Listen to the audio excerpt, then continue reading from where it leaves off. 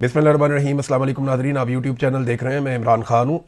पाकिस्तान में मुज़ाकरात का आगाज़ हो गया, लेकिन ये पाकिस्तान और ईरान के बीच में हो रहे हैं। अमेरिकन कहाँ पे हैं, कब पहुँचेंगे, उनके मुज़ाकरात होंगे या नहीं होंगे, इस बारे में कोई भी हमारे पास अभी खबर नहीं है।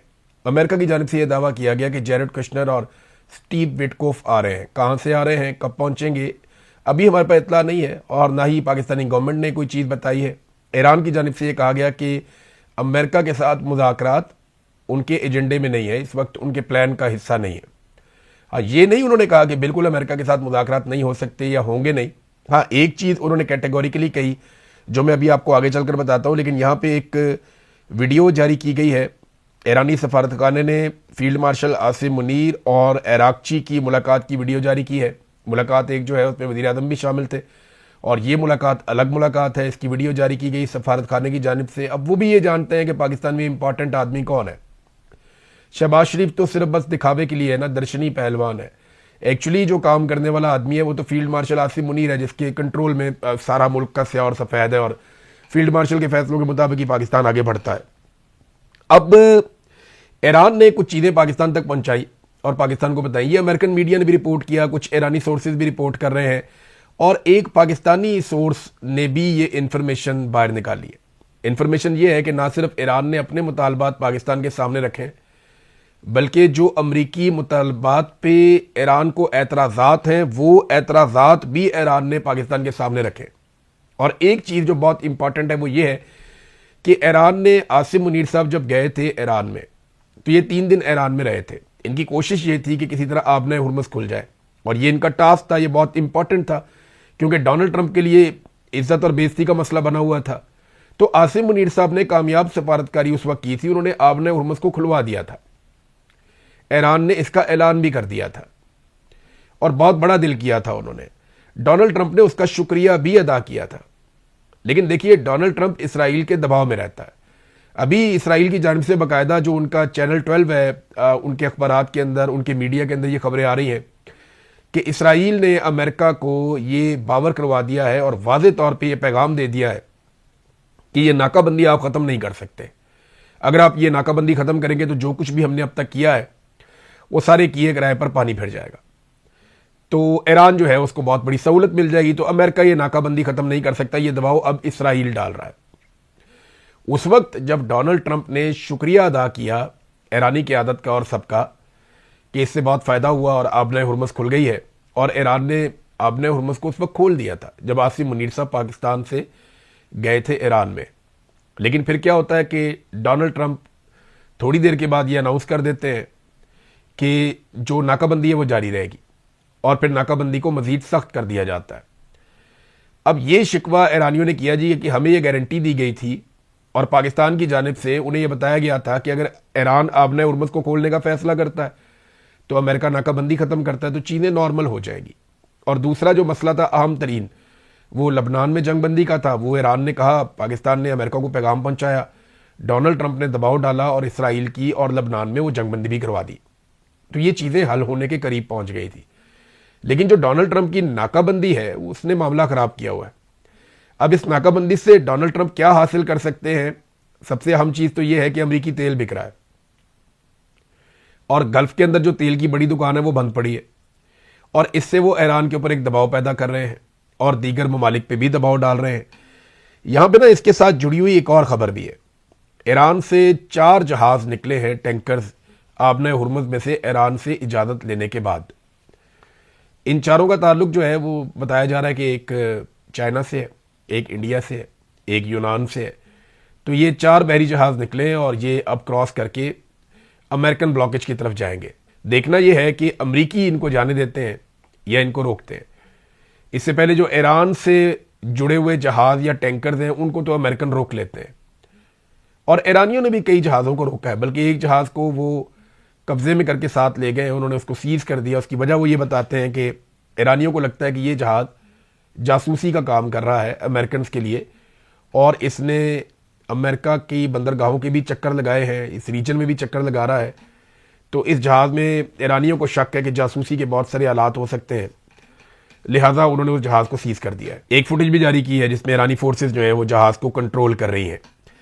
अब ईरान के कौमी सलामती कमेटी के सरबराह हैं इब्राहिम अजीज़ी। याद रखिएगा, कौमी सलामती कमेटी जिस भी मुल्क की होती है वो मुल्क की एक अहम तरीन बॉडी होती है। जैसा कि पाकिस्तान में जब कौमी सलामती कमेटी की मीटिंग होती है तो वज़ीर आज़म चेयर करते हैं, इसी तरह जब अमेरिका में इस किस्म की मीटिंग होती है तो उनका सदर ट्रंप जो है वो चेयर करता है। तो ईरान में इसके लिए उन्होंने एक तरीक़ाकार बनाया हुआ है और आजकल ईरान की कौमी सलामती कमेटी के सरबराह हैं इब्राहिम अजीज़ी। ये आप इन्हें देख सकते हैं। ये इब्राहिम अजीज़ी साहब जो हैं ये अब कौमी सलामती कमेटी के हेड हैं तो बड़े अहम ओहदे पे हैं, इनकी बड़ी इंपॉर्टेंस है। उन्होंने स्टेटमेंट दिया कि इराक़ची ने जो दौरा किया है पाकिस्तान का, जौहरी मुज़ाकरात के लिए वो नहीं आए, यानी जो एटमी मामलात हैं उन पे इराक़ची के पास मैंडेट नहीं है, उस पर वो बात करने नहीं आए। और ये भी उन्होंने आगे जुमला बोला कि जौहरी मामलात ईरान की रेड लाइन, यानी इसके ऊपर ईरान फिलहाल बात नहीं करेगा, या अगर ईरान इसके ऊपर बात करेगा तो वो अपनी शराइत के ऊपर करेगा। और इस बातचीत के लिए ईरान से मजीद लोग भी हो सकता है कि पाकिस्तान आए जब भी कभी ये बातचीत हो। देखिए, मैंने आपको कल भी कहा था पिछले व्लॉग में कि असल मसला ये नहीं है कि ईरान की एटमी हथियार और कितनी देर में ये मसला, ये चल रहा है कई दहाइयों से। तो जो मसला कई दहाइयों से चल रहा है वो फौरी तौर पे तो ख़त्म नहीं हो जाएगा ना, वो टाइम लेगा। तो जो फौरी हल तलब मसला है वो आपना हुर्मुज़ का है, जिसपे अरब ममालिक भी बहुत परेशान है। अब अमेरिका हथियारों की तादाद मिकदार बढ़ा कर अपने फौजियों को या भिजवा कर अरब ममालिक को एतमाद देने की कोशिश कर रहा है, उन्हें कॉन्फिडेंस दे रहा है। लेकिन उनके लिए सीरियस इशू ये है कि जब लड़ाई हुई तो बम भी उनके मुल्कों के अंदर गिरे, जिन्हें अमेरिका नहीं रोक पाया, उनका तहफ़्फ़ुज़ नहीं हो पाया।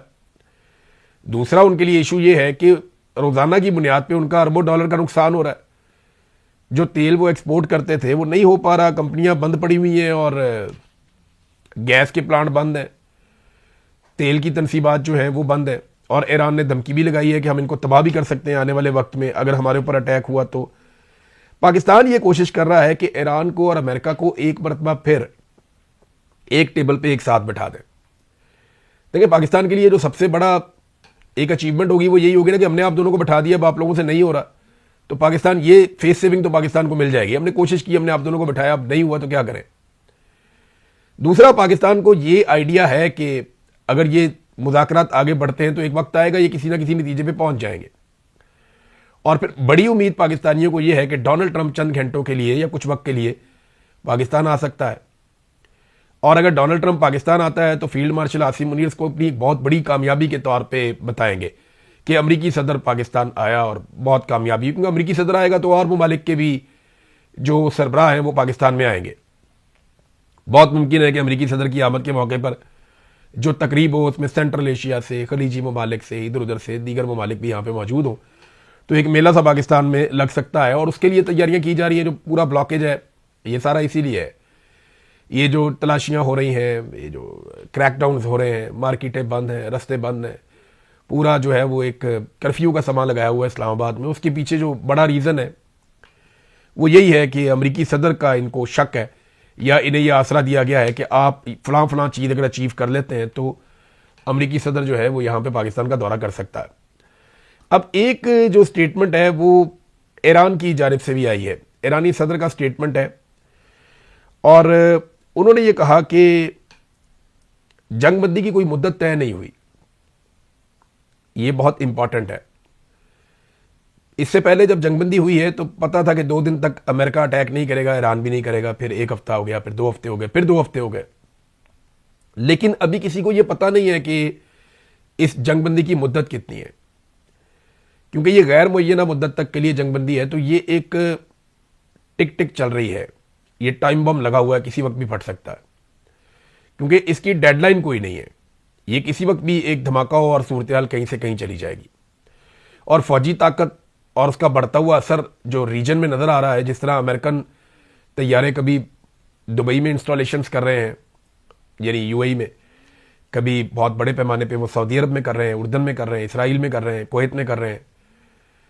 ये जिस अंदाज में वो अपनी फौजी एक्टिविटीज़ कर रहे हैं, जैसे समंदरों में, आसपास के पानियों में उन्होंने अपने बहरी बेड़े पहुंचाए हैं, सैकड़ों की तादाद में उनके फाइटर जेट्स यहाँ पे मौजूद हैं। इन सारी चीज़ों को आप प्लस माइनस करें तो एक छोटी सी चिंगारी आग भड़का सकती है। तो ये जंग के बादल बदस्तूर इस खित्ते के ऊपर मंडला रहे हैं। ये बात ईरानी सदर ने भी कही है, क्योंकि अभी कोई डेडलाइन है नहीं। नादरीन, अमेरिका में एक नया सर्वे सामने आया और डोनाल्ड ट्रंप के मुआखजे की आप हमायत करते हैं या नहीं करते, ये इस सर्वे के अंदर सवाल किया गया था। सर्वे का जवाब बड़ा इंटरेस्टिंग है। 55% बालिग अमरीकी शहरी वो ये समझते हैं कि डोनाल्ड ट्रंप के मुआखजे की वो हमायत करते हैं, यानी वो डोनाल्ड ट्रंप के मुआखजे के हक में है कि डोनाल्ड ट्रंप को निकाला जाए उनके दफ्तर से। 55% अमरीकी हो चुके हैं। एक और जो अलार्मिंग बात है डोनाल्ड ट्रंप के लिए वो ये है कि रिपब्लिकन के वोटर्स इसमें लगभग 20% हैं। वो लोग जो हमेशा रिपब्लिकन को वोट करते रहे, डोनाल्ड ट्रंप की पार्टी को, उनके भी 20% ऐसे हैं जो ये चाहते हैं कि डोनाल्ड ट्रंप का मुआखजा हो जाए। फिर 2024 में डोनाल्ड ट्रंप को वोट देने वाले नौजवानों की एक बड़ी तादाद है जो लेकर आए डोनाल्ड ट्रंप को। वो भी ये कहते हैं कि नहीं, डोनाल्ड ट्रंप का मुआखजा होना चाहिए, हमसे गलती हुई, हमने गलत आदमी को चुन लिया और डोनाल्ड ट्रंप ने वो नहीं किया जो वादे उन्होंने किए थे। वैसे इंडिया और पाकिस्तान की कम्युनिटी ने बहुत सपोर्ट किया था डोनाल्ड ट्रंप को। पाकिस्तानियों ने इसलिए किया था कि डोनाल्ड ट्रंप ने वादा किया था कि पाकिस्तान के अंदर जो जुल्म और जबर हुआ है इमरान खान के साथ, वो उस मामले पे एक पोजीशन लेंगे। उन्होंने वो पोजीशन नहीं ली तो पाकिस्तानी वोटर तो अगली दफ़ा मुश्किल है। इंडिया को जहन्नुम का गड़ा कह दिया डोनाल्ड ट्रंप ने, बड़ा सख्त रद्देअमल इंडिया में से आ रहा है। और जो मोदी के साथ डोनाल्ड ट्रंप ने कर दिए, एक एक करके जहाज़ों की तादाद बढ़ाई है, इससे नहीं लगता कि इंडियन वोटर भी आइंदा डोनाल्ड ट्रंप को वोट करेगा। तो डोनाल्ड ट्रंप ने अपने लिए जो इमिग्रेंट्स के या बाहर से आए हुए ममालिक से जो लोग हैं, ख़ासतौर पे एशियंस, उनके वोटों का तो उसने हमेशा के लिए किस्सा ही पाक कर दिया है। यानी अब चाइनीज़ है, इंडियन है, पाकिस्तानी है, बांग्लादेशी है, ये तो अब डोनाल्ड ट्रंप को वोट डालने वाले नहीं है। हत्ता कि जो मिडिल ईस्ट के रहने वाले लोग हैं वो भी अब मुश्किल हो जाएगा उनके लिए भी कि वो डोनाल्ड ट्रंप को वोट डालें, जिस तरह के हालात उन्होंने देख लिए हैं। ब्लूमबर्ग की एक रिपोर्ट आई है और उसमें यह बताया गया है कि अमेरिका और इसराइल ने जो हमले किए ईरान में, कितनी इमारतों को तबाह किया और किस नौइयत की इमारतों को तबाह किया।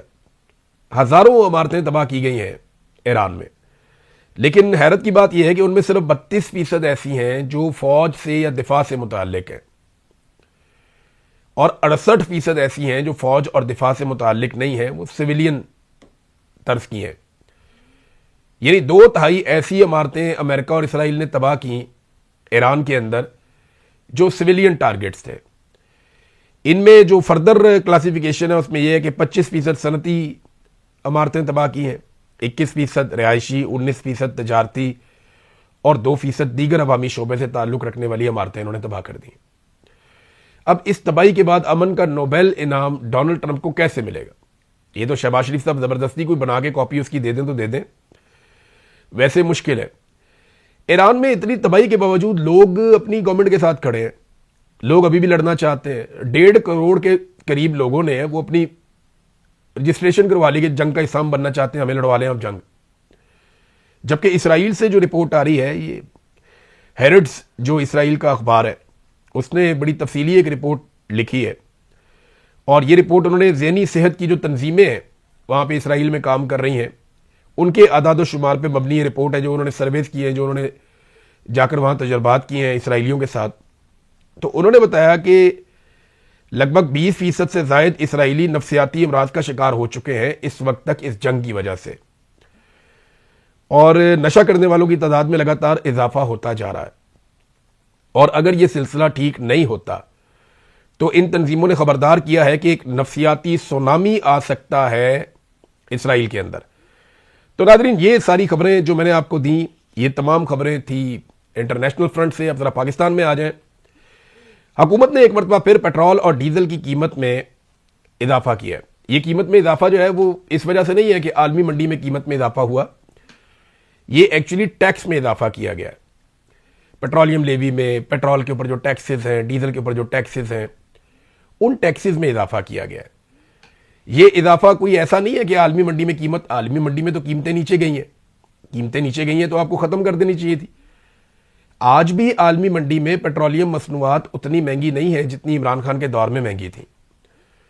तो इमरान खान 145 रुपए का डीजल बेच रहा था, आज 400 के आसपास है। तो वो उस वक्त लोग बहुत तनकीद करते थे, आज बात भी नहीं करते।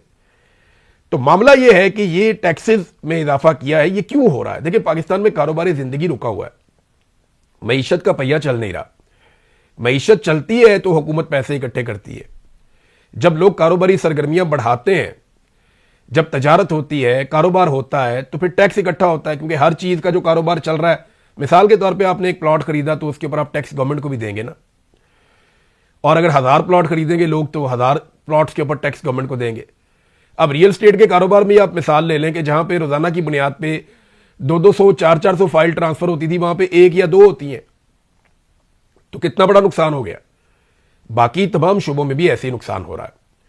किसान को भी नुकसान हो रहा है, मजदूर को भी नुकसान हो रहा है, ताजिर को नुकसान हो रहा है, दुकानदार को नुकसान हो रहा है, मिल ऑनर को नुकसान हो रहा है, फैक्ट्रियां चलाने वालों को नुकसान हो रहा है, तो सबको नुकसान हो रहा है पाकिस्तान में। तो ऐसी सूरत हाल में जब मईशत का पहिया नहीं चल रहा तो हुकूमत अपना खसारा कैसे पूरा करेगी। हुकूमत के पास 2 ऑप्शन होते हैं। एक तो यह है कि हुकूमत कोई ऐसा माशी मंसूबा लेकर आए जिससे पाकिस्तान के अंदर मईशत सारी खुल जाए और इकोनॉमिक एक्टिविटी पैदा हो जाए और हुकूमत के पास पैसे आना शुरू हो जाए।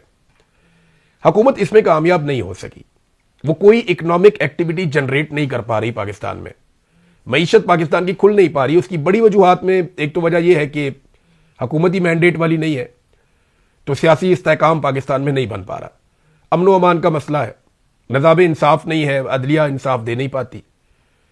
तो इस किस्म के जो इश्यूज हैं और जो फस्तायत और जुल्म और जबर पाकिस्तान में हो रहा है, इंसानी हकूक की पामालियां, ये चीजें पाकिस्तान में फिर सरमायाकारी नहीं करने देती लोगों को।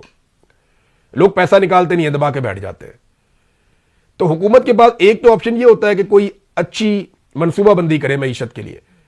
हुकूमत के पास कोई अच्छा मनसूबा नहीं है, जो कुछ हुकूमत ने किया उसमें वो नाकाम रही है।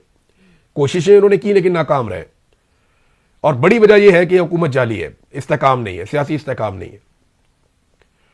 दूसरा ऑप्शन जो हुकूमत के पास बचता है, उनको फिर वही करना पड़ता है कि वो अपना खसारा काबू करने के लिए भारी भरकम कर्जे लेना शुरू कर दें, बड़े बड़े टैक्सेस लगा दें अवाम के ऊपर, बिजली महंगी कर दें, गैस महंगी कर दें, पेट्रोल महंगा कर दें। जो जरूरत की चीजें जो इंसान ने इस्तेमाल करनी ही करनी है, उन्हें इतना महंगा कर दें कि लोग जो है वो खरीदने पे मजबूर होंगे और लोगों की जेब से पैसा निकल के हुकूमत के पास जाएगा, और जो बाकी पैसा रह जाएगा वो हुकूमत कर्जे ले लेगी। तारीख के सबसे बड़े कर्जे अब लिए गए। वजह यह है कि खसारा ही कभी इतना नहीं था जितना अब है, लिहाजा इनके पास और कोई रास्ता ही नहीं है। आप चाहे गाली दें, चाहे प्यार करें, चाहे इन्हें गले लगाएं, कुछ भी करें, इनके पास और कोई रास्ता नहीं है। जैसे आईपीपीज को आपने पैसा देना ही देना है, ऐसे आपको अपनी इकोनॉमी चलाने के लिए पैसा चाहिए। अब या तो आप कर्जों के जरिए लेंगे, कर्जे आपको एक लिमिट तक मिल सकते हैं, उससे ज्यादा आपको नहीं मिलते, तो कर्जे आप लेते जा रहे हैं। दूसरा, आप चीजों को महंगा करेंगे ताकि उनमें से अवाम का खून निचोड़ें, जैसा कि पेट्रोल हो गया, खाने पीने की चीजें जो जरूरी हैं वो हो गई, बिजली हो गई, गैस हो गई, ये चीजें वो महंगी करते चले जा रहे हैं। नाज़रीन, आजाद कश्मीर में पाकिस्तान तहरीक इंसाफ गई, हैरान कुन मनाजर थे जनाब। लोगों ने खौफ के बुत तोड़े हैं, बहुत बड़ी तादाद में। आपने देखा कश्मीरी बड़े दलेर लोग हैं, बहुत बड़ी तादाद में निकले और वो एंटी एस्टेब्लिशमेंट बयानिए के साथ इमरान खान के साथ खड़े हो गए। अब ये जो मनाजिर हमने देखे हैं, सुहेल अफरीदी गए थे, बाकी लोग पाकिस्तान तहरीक इंसाफ के वो भी गए थे, जुनैद अकबर साहब भी गए थे, और इन्होंने सरकारी हेलीकॉप्टर के अंदर ट्रेवल किया, लेकिन इन्होंने सरकारी हेलीकॉप्टर का 8.5 लाख रुपए का बिल है वो अदा किया, उसकी रसीद भी शाया की हुई है। वैसे ऐसी तौफीक किसी और जमात को नहीं होती। तो ये लोग वहां पे गए आजाद कश्मीर में, तो जो मनाजिर है वो देखकर तो पाकिस्तान तहरीक इंसाफ की क्यादत खुद भी हैरान रहेगी कि लोग इस तरह निकले इमरान खान के लिए। ये वन साइडेड इलेक्शन है, लेकिन याद रखिएगा कि पाकिस्तान की मिलिट्री एस्टेब्लिशमेंट ये इलेक्शन पाकिस्तान तहरीक इंसाफ को जीतने दे, इसके इम्कानात नहीं है। वो अपनी हुकूमत बनाने की कोशिश करेंगे, बंद कमरों में बैठ के नवाज शरीफ को और जरदारी को फॉर्म 47 या इस किस्म का कोई फार्मूला बना के वो जितवाने की कोशिश करेंगे। वो अपनी कैलकुलेशंस कर रहे हैं। अवाम खड़ी है इमरान खान के साथ, लेकिन वो अवाम के खिलाफ एक दूसरी हुकूमत बनाने की पूरी कोशिश करेंगे। वहां पे जो मिलिट्री एस्टेब्लिशमेंट के लोग हैं, इसके लिए 1-2 ऑफिसर वहां ट्रांसफर भी किए गए, वो चले गए हैं। लाहौर में इन्होंने बड़ा जुल्म जबर किया था, अब ये वहां चले गए हैं। तो देखिए क्या करते हैं। पीटीआई आजाद कश्मीर की सबसे मकबूल जमात है, लेकिन पीटीआई के पास क्या कोई ऐसा फार्मूला या ऐसी हिकमत अमली है कि वो इस मकबूलियत को इलेक्शन की फतह में बदल दें। देखिए ना, अगर बंद कमरे में बैठ के सरकारी अफसरान जो आवाम के पैसों से तनख्वाहें लेते हैं वो नवाज शरीफ और जरदारी को हुकूमत बनाकर दे दें, तो ये मुमकिन है। इन्होंने पहले भी ऐसा किया है। स्ट्रीट मूवमेंट जो है वो प्रॉपर तरीके से आज़ाद कश्मीर में गई नहीं। अगर वहां पे स्ट्रीट मूवमेंट का काम हो रहा होता, ग्राउंड पे बेशुमार नौजवान तैयार होते, तो वो एक फोर्स के तौर पे वो इस्तेमाल हो जाते कि जनाब ठीक है, हम इलेक्शन में धांधली नहीं होने देंगे। लेकिन देखते हैं क्या होता है। मकबूलियत का तो फर्क साफ नजर आ गया कि बहुत ज्यादा मकबूल है। इधर पीपल्स पार्टी के कुछ पोस्टर भी वायरल हो रहे थे, बहुत बड़े बड़े होर्डिंग्स लगे हुए हैं। अब उनके ऊपर आसिम मुनीर के साथ साथ ये लोग जो है ना, हुकूमती जमातें, वो डोनाल्ड ट्रंप की फोटोज भी लगाती हैं कि डोनाल्ड ट्रंप उन्हें ये इलेक्शन जितवाएगा। अब ये जूते पॉलिश करके ये इलेक्शन जीता करेंगे। इस बड़े की तारीफ कर दी, उस बड़े की तारीफ कर दी, सर इतने हुकूमत बनवा दो, उत्थे बनवा दो, जाली फॉर्म 47 में जारी कर दे। तो यही ऐसा लगता है सिलसिला चलेगा।